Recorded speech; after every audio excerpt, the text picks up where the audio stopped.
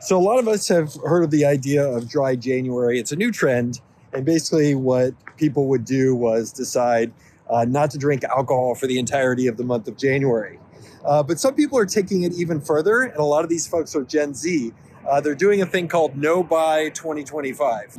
And No Buy 2025 works like this.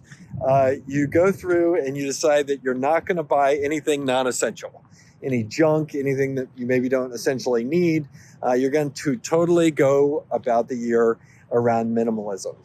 And you're going to try to buy as little as possible, or perhaps even nothing, if that's possible as a consumer. And look, with 2/3 of our economy driven by the consumer and those people buying things, and a lot of those purchases being done by young people, Gen Z especially, in their teens and 20s, this potentially has big impacts on not only our individual businesses, but our economy as a whole as well. So that's what this video is about. Let's dig into it. Stay tuned. Hi, my name is Michael. I am a business nerd. I like to go for walks and talk and teach about business topics. If you like that kind of stuff, please subscribe. There will be more where that came from. And also subscribe to my newsletter. I will spam you with business knowledge once or twice a week. Link is in my profile page. Oh, and that's free too. Okay, so this No Buy 2025, pledging to buy as little, if not nothing, in the year 2025, is mostly being driven by Gen Z. And Gen Z is folks who were born in the 90s, mid-90s, until kind of 2010, 2012, depending on who you ask. So right now, these folks are anywhere from kind of 14 to, let's say, 30 years old. And they're classic Gen Z folks. And this is the first generation that's grown up with social media and the internet being pervasive, right? If you think about my generation, Gen X, by the way, we're old now, I'm 50. The idea of a cell phone is just kind of a foreign concept. And the idea of Facebook or social media or Instagram, heck, those things weren't even like a twinkle in the eye of Mark Zuckerberg's parents when I was young. But anyway, these Gen Z folks have grown up with social media, and that has caused them to do one thing, which is to be, well, depressed as hell. And as such, Gen Z has grown up to be the most depressed of any generation in history. 42% of them have been diagnosed with a mental illness. Like, that's a lot of people.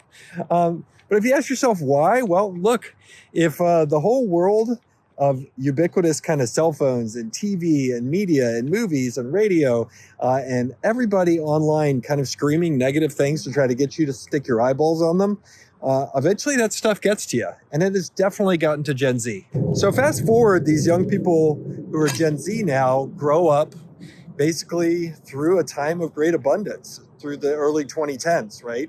They see people getting rich. They see the rich are getting richer faster than they are since they're young people. And it all goes pretty well until it all comes to a grinding halt in 2020 with the COVID pandemic. And out of nowhere, the music stops at the party, right? We've seen one of the greatest runs of overall wealth creation and good times in the history of the world. And COVID brings it all to a grinding halt. And if you think about it, if you're a teenager or a person in their early 20s going through that experience, it teaches you a pretty kind of interesting lesson compared to, well, what you've just witnessed over the early part of your life. And COVID teaches these young people that, well, physical things, they have a fleeting level of utility. You can look up in one day, a virus can come out of nowhere, and basically all that stuff that you owned or cars you can use or products out in the world, well, man, they're just not that useful if you can't leave your house to go take advantage of them. And COVID brought a second sucker punch for young people, which was massive inflation. And look, the government numbers are 8% is kind of where we peaked out for year over year inflation in terms of, well, what all the cash that was injected into the system did to prices. But here's the reality. Inflation is not a mono thing. It doesn't affect everyone equally. It affects young people and the poor much, much worse than it affects people who are well off. And a lot of that COVID money that came in went straight into, well, hard assets, things like homes. And such that the prices of homes, of which Gen Z was just starting to get an age where they were ready to buy one, suddenly became astronomical. While in 2023, we had a number where the median price for a home in the US was $408,000. For a lot of young people, that might as well, put the house on Mars for, for the lack of affordability. Then you combine that with, rising debt that a lot of these young folks are feeling. I mean, the numbers lately are that the average person is graduating with $50,000 in college debt just from having to go, finish their education. And you throw into that another factor for young people, which is, the job market kind of sucks ass for them. Like, the entry level job idea is really hard to come by compared to where it was just a few years before the pandemic. And so you put all this together, right? You have the most depressed generation ever who's entering into a world where, frankly, the deck seems stacked against them with housing prices, student debt, and frankly, just high cost of everything. And that's how we end up where we are today, which is Gen Z feeling like, it's all kind of hopeless. And look, it's made me sad. Like, I talk to a lot of young Gen Zs, teenagers, because I have teenage kids. I get exposed to them a lot. A lot of them will say things like, it's all hopeless, and they don't feel like there's a real future. And some even take it further. They've been listening to the things on the media about how the planet's going to end due to climate change and stuff like that. Like, they truly, many of them, have thrown up their hands and think that the world's going to end pretty soon. It's sad. Well, at least for me as an old person. And it's interesting, if you look at how strongly the environmental movement has pushed the idea of saving the planet, it's almost pushed it too far, to the point where a lot of people, young people especially, feel guilty about buying and consuming anything. So they're just avoiding a lot of the things that are just part of a healthy life, including living, buying homes, getting married, and having kids. But the good news, there are parallels always in history. History doesn't repeat, but it always echoes.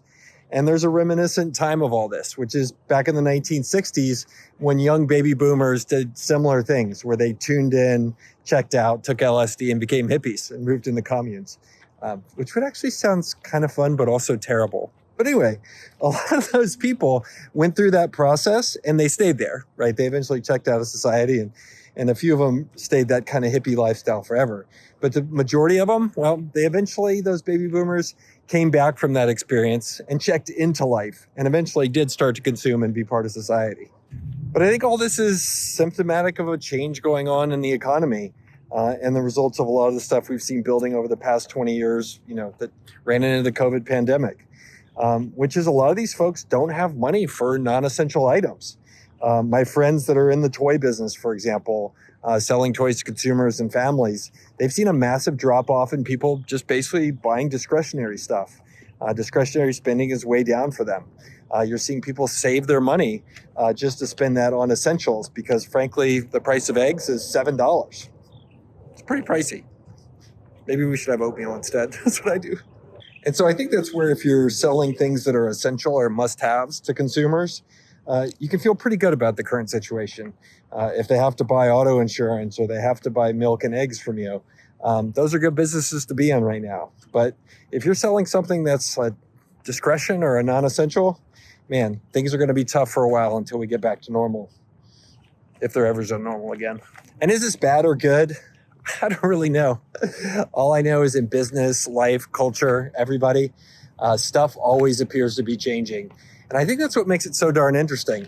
You have to spend your time figuring out what's happening and then hope sometimes fortune smiles upon you and you get lucky and they come and buy your stuff.